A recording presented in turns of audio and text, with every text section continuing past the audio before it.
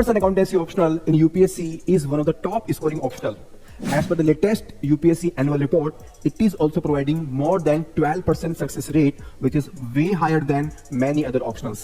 We are providing many free initiatives on commerce optional for the beginners. You can join our Telegram channel and you should follow our YouTube beginner series by the toppers and the teachers. You can also schedule one-to-one mentoring call with me to plan your strategy for the commerce optional. Our courses on the commerce include classroom course, enriched study material, detailed solution of the previous year questions, and the daily answer writing mock test and practice. We are also adding the value through value additions.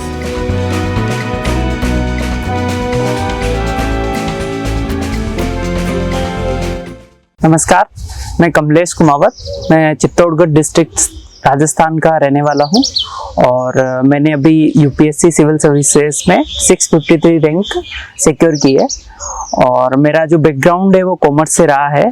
मैं by profession chartered accountant हूं और मैंने graduation में BCom किया था और इस video के माध्यम से मैं कॉमर्स एंड अकाउंटेंसी को कैसे प्रिपेयर करें उसके बारे में कुछ बताना चाहता हूं।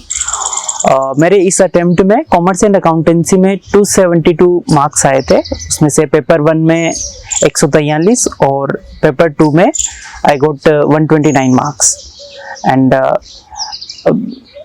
there are few stages in which I will be telling how to prepare for commerce and accountancy. तो फर्स्ट स्टेज में आप पहले सिलेबस को देखें कि सिलेबस में कौन कौन से टॉपिक लिखे हुए हैं। पूरा पेपर 1 एंड पेपर 2 के सिलेबस को अच्छे से पढ़ें।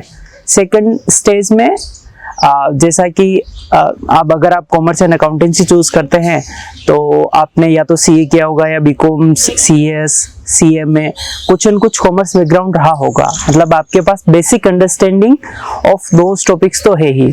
तो before starting preparation I will suggest that आप प्रीवियस ईयर क्वेश्चन पेपर जो रिसेंट ईयर का हो उसको एक बार पहले देखें और फिर अपनी प्रिपरेशन के बारे में एनालाइज करें। तो जब आप एक किसी साल का क्वेश्चन पेपर पढ़ लेंगे तो उसके बाद आप अपने एनालाइज करें कि आपको कितनी एक्सटेंट तक थ्योरी पढ़नी है, कितने एक्सटेंट तक प्रैक्टिकल करने हैं और क्या क्या डेप्थ होगी उनको उस सिलेबस को कवर करने की।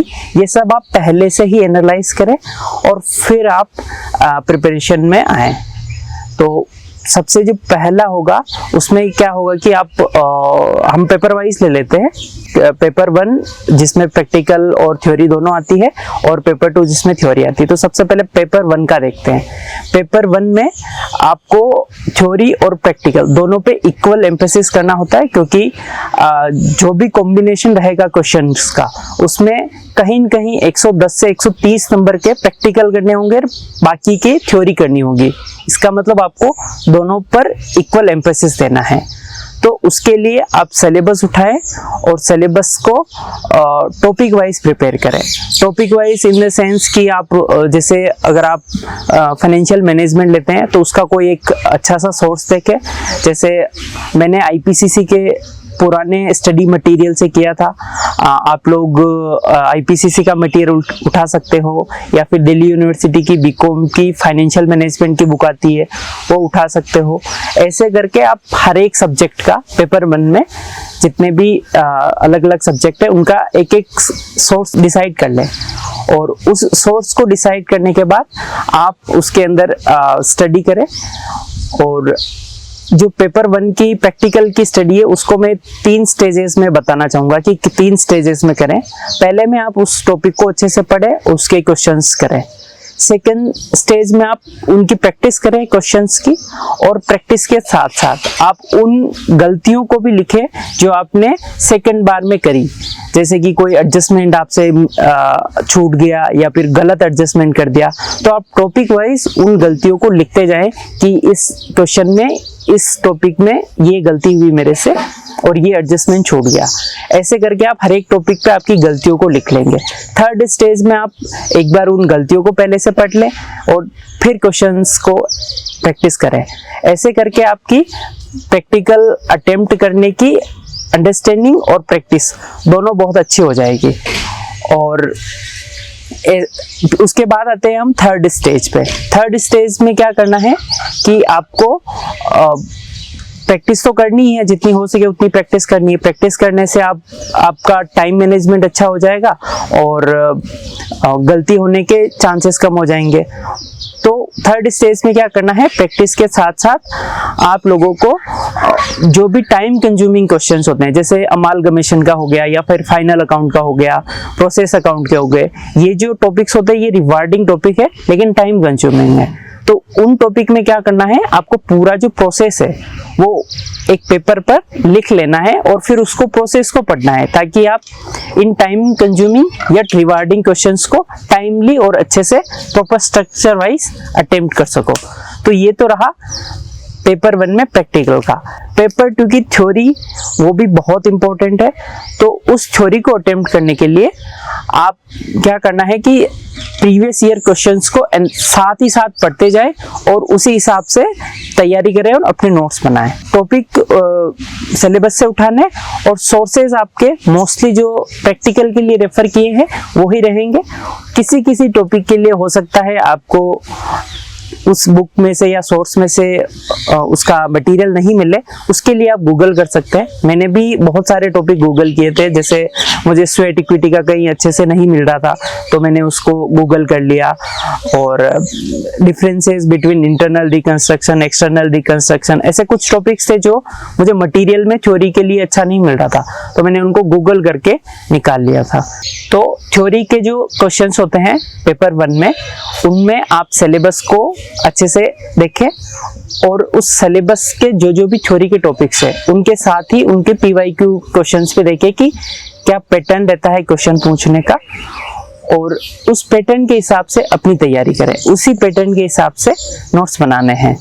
मैंने भी ऐसा ही किया था। मैंने प्रीवियस ईयर क्वेश्चंस करीबन 2001 से एनालाइज किए थे और उन्हीं एनालिसिस के बेसिस पे कि इस टॉपिक की फ्रीक्वेंसी इतनी है और इस टॉपिक की फ्रीक्वेंसी इतनी है, और इसी हिसाब से मैंने अपने नोट्स बनाए थे। तो थ्योरी के नोट्स अपने सोर्स से बना लें, जो भी सोर्स आपने पिक किया है। और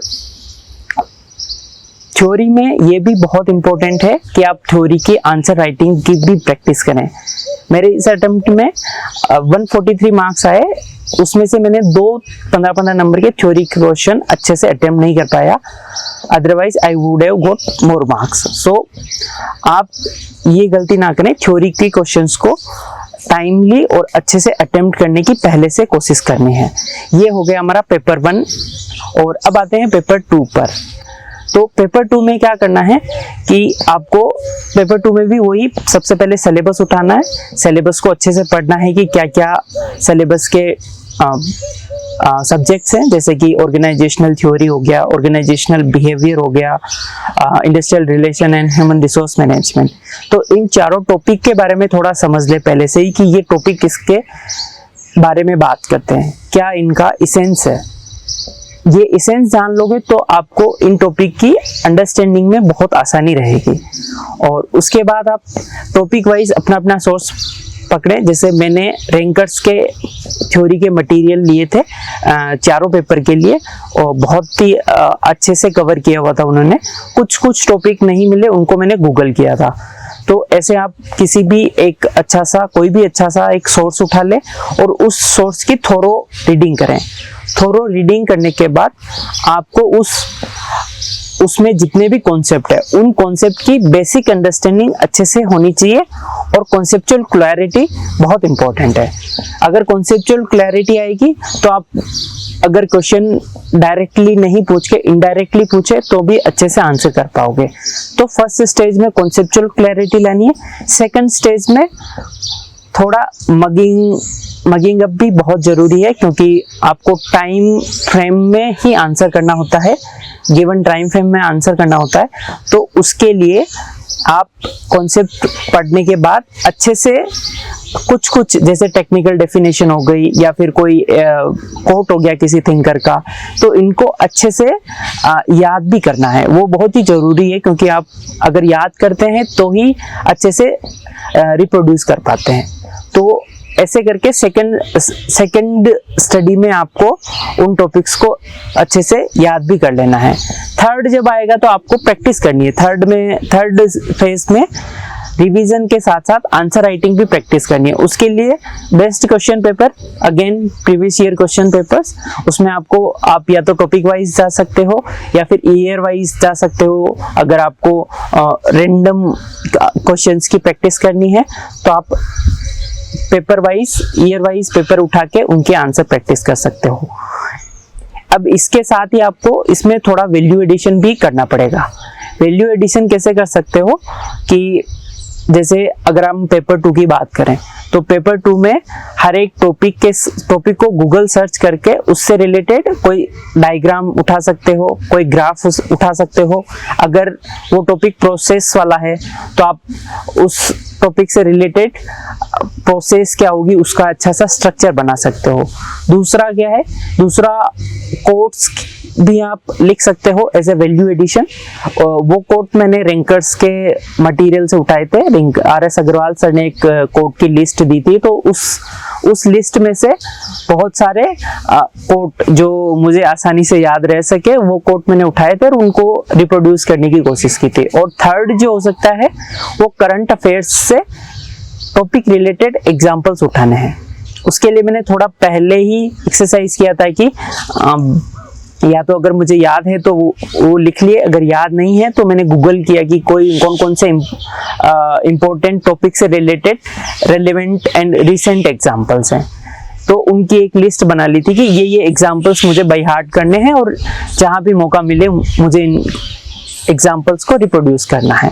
तो ऐसे करके मैंने उसमें वैल्यू एडिशन का काम किया था। तो पेपर 1 में जैसे अगर FM है फाइनेंशियल मैनेजमेंट, तो फाइनेंशियल मैनेजमेंट में हम ग्राफ एसोसिएट कर सकते हैं या फिर रेलेवेंट एग्जांपल एसोसिएट कर सकते हैं। जैसे कि अगर रिलायंस और किसी का अभी रिसेंटली मर्जर हुआ था तो वो मर्जर कोट कर सकते हैं मर्जर के एग्जांपल में। अगर लिक्विडेशन वाला क्वेश्चन है तो लिक्विडेट जैसे अभी बहुत सारे IBC में लिक्विडेट हुई थी कंपनीज, उनका एग्जांपल कोट कर सकते हैं। और सिमिलरली अगर फाइनेंशियल इंस्टीट्यूशंस वाला क्वेश्चन हो तो उसमें अगर सेबी का कोई रिसेंट स्टेप हो या फिर किसी कंपनी ने बाईबैक किया हो, बोनस इश्यू किया हो, वो एग्जांपल्स हम कोट कर सकते हैं। और सिमिलरली जो शेयर इश्यू वाले क्वेश्चन होते हैं उनमें भी हम ग्राफ एसोसिएट कर सकते हैं कि कैसे pre issue, post issue, pre buyback, post buyback क्या पर वैल्यू इम्पैक्ट रहेगा उसका, भले ही नहीं पूछा हो फिर भी उसको एज ए वैल्यू एडिशन हम कर सकते हैं। तो ऐसे करके हर एक टॉपिक के साथ हमें वैल्यू एडिशन करना है। जब ये सब हो जाएगा तो फाइनल चीजें जो रहेगी कॉमर्स एंड अकाउंटेंसी के लिए वो प्रैक्टिस, रिवाइज एंड प्रैक्टिस। अगर आपको अच्छे मार्क्स लाने हैं तो आप एटलीस्ट प्री और मेंस के बीच में एटलीस्ट 4 से 5 बार रिवाइज करें। अगर आप और ज़्यादा रिवाइज कर पाते हैं मटेरियल को तो हो सकता है आपके और अच्छे मार्क्स आ सकते हैं, लेकिन इतना तो करना ही चाहिए ताकि आप एक डिसेंट स्कोर कर सकें। तो इन द एंड मैं ये बोलना चाहूँगा सभी नए एस्पिरेंट और एग्जिस्टिंग एस्पिरेंट को कि it doesn't matter whether you are a CA और you are not a CA। अगर आप सिंपल BCom हैं या फिर CS हैं या फिर CA हैं, भले ही रैंक होल्डर CA हो, आपको मेहनत इक्वल अमाउंट में करनी पड़ेगी और उसका इम्पैक्ट भी आपको इक्वली ही मिलेगा। तो मेरा सभी से यही मैसेज है कि अपने स्टेटस से फ्राइटन ना हो और मेहनत करें। मेहनत करोगे तो इजीली आप स्कोर कर सकते हो। और मैं अब सभी फेलो एस्पिरेंट को बेस्ट ऑफ लक बोलना चाहूँगा। फेलो एस्पिरेंट को ऑल द बेस्ट कि आप अच्छे से तैयारी करें और सक्सेसफुल हों।